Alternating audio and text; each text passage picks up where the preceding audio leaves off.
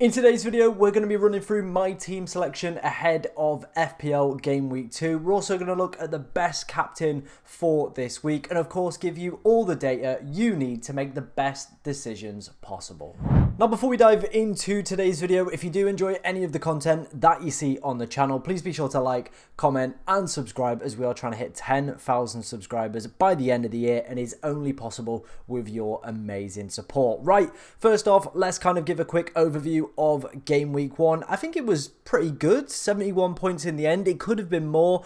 Obviously, as you can see, the Kwanzaa mistake for me, playing him over Gavardiol, little bit of a dumb move from myself, but in the end, it's just not quite worked out. We could have been 7 points better off, a lot better in terms of rank as well, but we did have a lot of winners this week. Pedro Porro, yes. Saliba, yes. Saka and Salah, sorry, yes. Isak picking up the assist, but didn't do too much for the people that did captain him with his super high effective ownership as well. Obviously, there are some big issues within this side that we are going to have to address this week.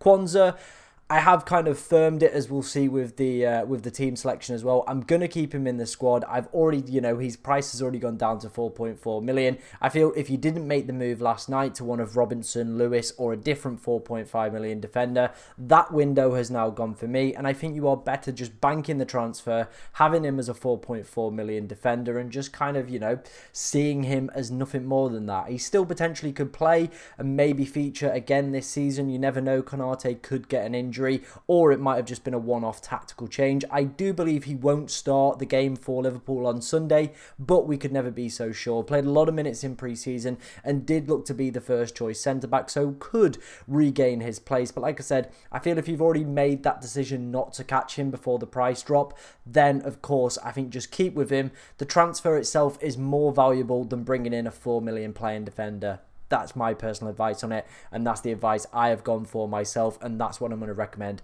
for you guys as well.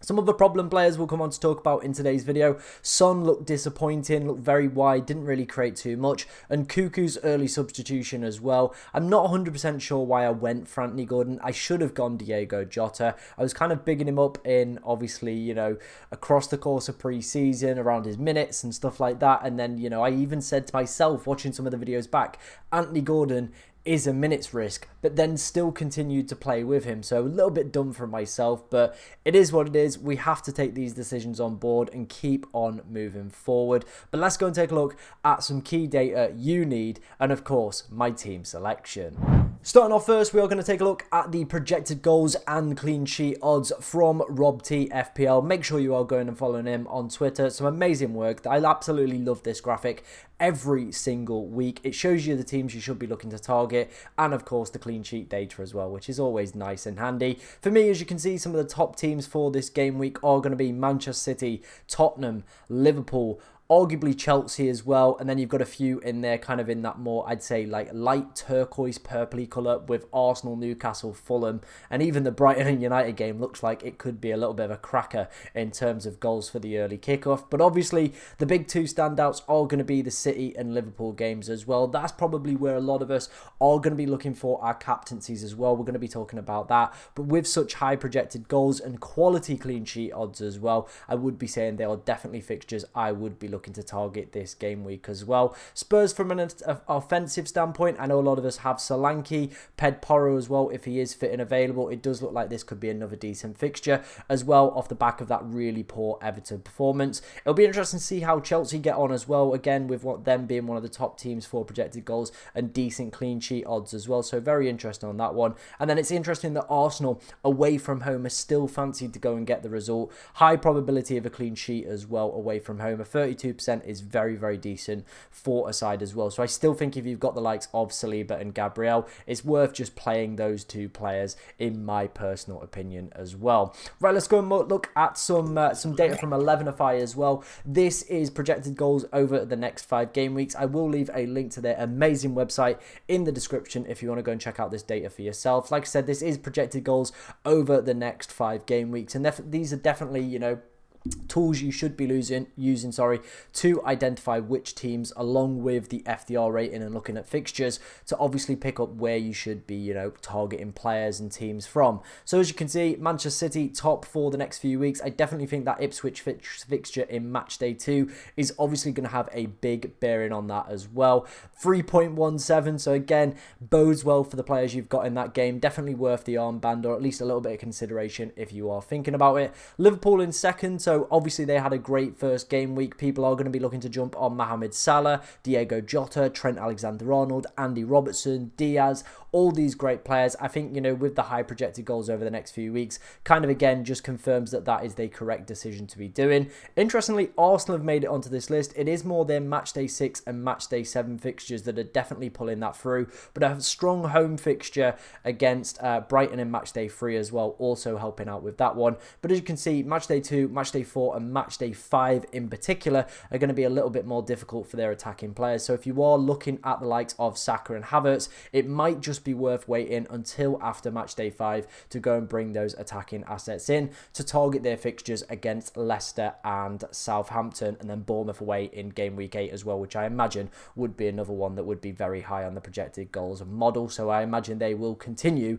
to increase their probability on this list as well. Chelsea up there with some great fixtures, so if you have got Nkunku, I think it's worth at least giving him another couple of game weeks to see what his minutes are like, see if Chelsea can do quite well. The FDR is rating them as one of the best teams for fixtures, and the projected goals are looking pretty decent as well. Aston Villa's fixtures after this game week as well, they're also looking like a team I would want to be targeting from an attacking standpoint as well. Moving on to some kind of lesser teams I think you should be maybe avoiding in the next few weeks as well.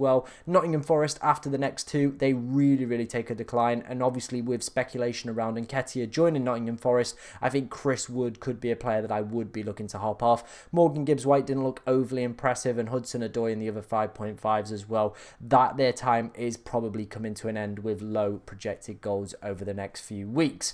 Right, let's move on to clean sheet data from 11FI. Again, like I said, go and check their amazing website out. It is the same kind of set of teams at the top of this as it is for the projected goals, because they are the top teams. They do dominate these games, but with some strong fixtures going in there as well. City and Arsenal, there is very little to split between the two. You would argue that City over the next 3 definitely worth some looks. Obviously, Rico Lewis coming in at that 4.5 million.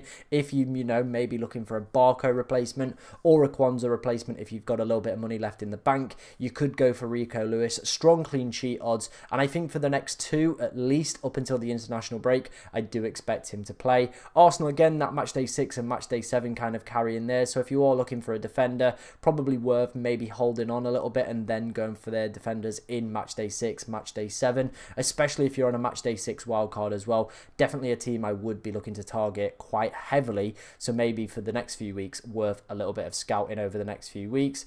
Liverpool as well up there, the likes of Trent, I was very impressed with him. Some great kind of projected clean sheet odds as well for them over the next few weeks. Definitely worth a little bit of consideration. Other teams I kind of wanted to point out, obviously 5th place is going to be Aston Villa, 7th is going to be Fulham as well, with the likes of Robinson and Konza picking up quite decent press in terms of the FPL community. Again, they're in there as some of the top teams to be targeting for projected clean sheets. Interesting though, looking further down, I'm a little bit skeptical of 14th, 15th and 16th. It is Newcastle, it is Tottenham, and it is Manchester United. Obviously, Newcastle's fixtures, they're pretty decent, but like I've kind of alluded to in some of my other videos, a lot of away fixtures, that's always going to naturally decrease the kind of percentage chance of getting a clean sheet. I think as well for the people that are looking at maybe bringing Lewis Hall in, there are probably better teams and better fixtures to be targeting over the next 5. So maybe a like of a Fulham, Crystal Palace, Aston Villa, or even maybe taking a gamble on somebody like Levi Colwell might be worth it over going for a Lewis Hall. Tottenham with super low odds around some of their more difficult fixtures, and it is making me think maybe after this week potentially removing Pedporo from my side with those low percentage odds. He isn't going to be able to get an attacking return every single week. We do need some weeks where his clean sheet ability and his defensive points are going to be at the forefront of his game as well. So maybe a switch to Andy Robertson could be on the cards for me and my side. And then, of course, Manchester United, I've alluded to it already, there's definitely some hard fixtures in here, and their easy fixtures again are away from home, very similar to Newcastle. Their defensive data as well from last year wasn't overly amazing. They looked a little bit better against Fulham, but it's going to be how do the new signings adapt, and I think if you are bringing any of those into your side, it's probably a little bit foolish at the moment, and I probably would wait for some more concrete data and better projected data from the likes of 11FI and Fantasy Football Hub before going and bringing these players in to my side. Right, let's take a look at captaincy next. Obviously, a big talking point this week is going to be around whether or not to go for Erling Haaland, whether or not to use that triple captain on him as well, because there's very good reason for that this season. We do have less double game weeks. That's just a given. Ben Crellin has confirmed that. They now have a dedicated week just to play the FA Cup quarterfinals. Before, it went into game week 29, so you had some teams that were already knocked out playing in that week. Now they no longer feature in that week, so it means that that is just going to be like a regular week. So we're not going to have a double or a blank because of that, meaning, you know, we've got less double game weeks to use our chip strategies. And if you're looking at a free hit, bench boost, mystery chip, and of course the triple captain, I don't think realistically we're going to get 4 double game weeks this season. So I think maybe this week could be the week. Erling Haaland, I expect him to play at least I'd probably say 70 to 80 minutes this week, maybe a little bit more. Could see out the full game. As we can see here, the data from 11FI as well, top of projected goal involvement for this week by a country mile as well with 1.24. So it could be a great triple captaincy, or at least if you've got him, you have to be giving him the armband this week with those projected data, as we'll come on to see with some more data as well. Mohamed Salah in second place as well. He makes a really kind of interesting asset as well for myself. I don't have Erling Haaland. We're going to be going with Salah. They looked good. Again, the projected goal involvement is suggesting he's going to do quite well. And then interestingly, we've got Foden, De Bruyne, Son, Palmer, Saka, kind of, you know, then it kind of tails off into some lesser players. But Phil Foden is the one that is catching my eye. Played 45 minutes, didn't really have an impact against Chelsea.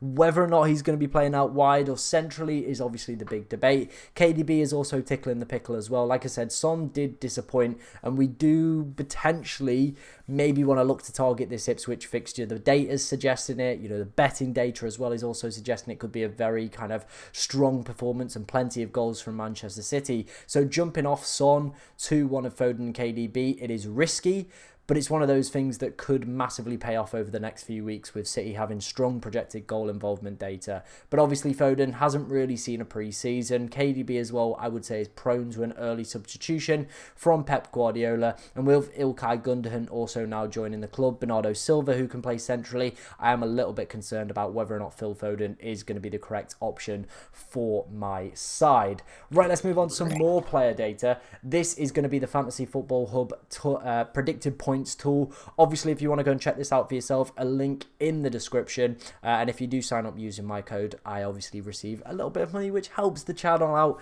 you know, means I can produce more content for you guys. It does have Erling Haaland as this week's top projected player, 4 points with 8.7. Interestingly, Mohamed Salah close by with 8, and then it is Eze, De Bruyne and Palmer following that. Interestingly though, on this one, they don't fancy Phil Foden to go and do anything this week, which is slightly, obviously, maybe making me potentially reconsider that decision. But KDB is featuring on that list. I think last season, towards the back end of the year, was phenomenal. I think people potentially underestimated how good he was. Obviously, he managed to pick up 14 goal involvements in 18 games, despite not seeing out full 90s in a lot of those games as well. Against an Ipswich side, he's going to have a lot more room, a lot more creativity as well. Feeding the big man who is obviously having those high projected goal involvements for this week. It could be a way to potentially counterset that if you've not gone for Erling Haaland this week, to go for the likes of KDB and Foden. I am looking at it myself, and when we come on to see my team, it's definitely something I am considering potentially doing this week. That was all the projected data for teams and players. Let me know if there's anything that's caught your eye in the comment section below, and let's move on to my team selection for game week 2.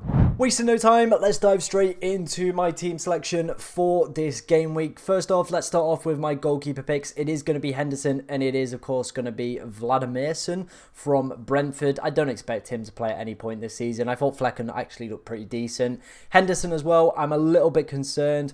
Obviously, I've said I'm just going to select a 4.5 million goalkeeper and stick through it, but I think with Joachim Andersen obviously moving to Fulham, it does downgrade that Crystal Palace defence a little bit. But if they manage to keep Gahey, who I think is the better defender, maybe it could balance itself out and they'll still be a pretty decent defence under Glatzner. It does look like they are going to obviously go out into the market as well and buy another centre-back with that money that they have spent. But it is going to be interesting to see if they are going to remain as one of the top teams for XG conceded. But I'm not overly worried. Like I said, goalkeepers for me are just kind of playing players that either pick up 2 or 6 points. If you get any more or any less out of them, you're either extremely lucky or extremely unfortunate, and I wouldn't be wasting transfers on them, especially over these opening couple game weeks where they are so valuable and precious as well. Moving into the back line, we're going to start Gvardiol this week after last week's benching.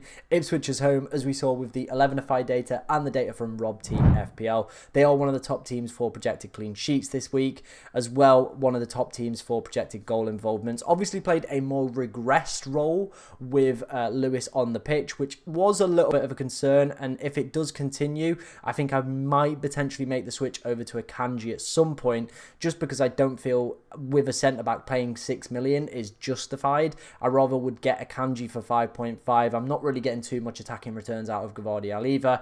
Use that extra 0.5 million to find a way to maybe go and get Trent Alexander-Arnold, because I was super impressed with him. Moving on to our next defender, it is going to be Ped Porro. Like I said, this is maybe one of his last weeks within the side, or at least starting for the side as well, to be honest. A decent home fixture against Everton, but as we saw with that game on Monday night, it is just Tottenham being Tottenham. They can't defend, they can't keep clean sheets. He's not going to get attacking returns every single week to offset that, and I think with the low probability and some difficult fixtures coming up for them for clean sheets, it might be worth switching to a Liverpool defender with better fixtures. Of course, better clean sheet projected data as well might be potentially worth the move, to be honest. So yeah, also flagged at the moment, so we are going to have to wait and see what Postecoglou obviously goes and says in his press conference. But again, I don't think I'd make a move if it was just a 1-week injury at the moment. I probably would just kind of firm it, put Harwood Bellis in, and hope for the best for a clean sheet this week. Our final defender is going to be William Saliba. We obviously saw with the Rob T FPL, they are predicted to go and get a 32% chance of a clean sheet according to the bookmakers. I'm still backing Arsenal. They were one of the best defences last season, and I expect that to continue again this year. They didn't really kind of come under any real danger against Wolves in game week 1, and I would expect a very similar situation. I thought Aston Villa looked a little bit rusty in game week 1 for me. Obviously, we alluded to Harwood Bellis. I think if I had to play him, it wouldn't be the end of the world, and Kwanzaa's just going to sit second sub. If he does see minutes this week, great. If not, he is just going to probably rot on the bench up until we do wildcard. I'm not going to waste a transfer. We're not desperate for players at the back either, so there's no real point in kind of wasting a transfer on that when they are so valuable and precious at the start of this game. Right, let's move on into the midfield. We're going to start off with Son. It is Everton at home. Now, on paper, this looks great. Some of the projected points around him as well are pretty decent for this week, but that Monday night performance was woeful. Like, he was just too wide, didn't really look like the main man, and didn't really feel like I was getting a 10 million player. It felt like a 6.5 or 7 million player, and when I am paying the big bucks and when I've not got Erling Haaland, I need these kind of lesser premiums, if you like, to be performing or at least picking up some sort of attacking returns most weeks to counterset Erling Haaland and the captaincy that he's going to obviously weigh, especially this week as well. This is the thing. People will say to me, you're stupid not going with Haaland, but this is the week where I'm expecting him to go and get at least 2 goals. But over the course of the next 5 game weeks, if the likes of Son, Saka and Salah can outscore him over that period, I'm winning in my eyes, because I think I can build a better team around him rather than if you went for Erling Haaland. But it's kind of 1.5 and 1 of the dozen. We're going to have to wait and see in 5 game weeks time to see if my hypothesis is correct or incorrect. But I do need players like Son to be putting up performances, and I definitely think if we get maybe encouraging comments around Phil Foden and KDB from Pep Guardiola in his press conference, or maybe some early team news, I could be tempted to switch. I think both of them could be fantastic assets. Ipswich, West Ham and Brentford as the next three would be stunning, to be honest. Then they do play Arsenal and Newcastle, which is a little bit of a downgrade, but those next three, and to maybe cover off some of the Erling Haaland points and with strong projected data for Manchester City this week, could be the correct move to go for. So we're going to have to wait and see on that one, but Son could be one of those players that does make way.